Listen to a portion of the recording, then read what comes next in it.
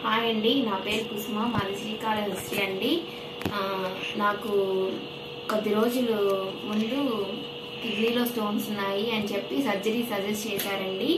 కానీ వాళ్ళు ఏంటంటే అగైన్ మళ్ళీ సర్జరీ చేసిన తర్వాత కూడా మళ్ళీ 6-7 months తర్వాత మళ్ళీ స్టోన్స్ వస్తాయి, ఇట్స్ కామన్, అట్లా రాకుండా ఉండేయంటే షూరిటీ అంటూ ఇవ్వలేదు.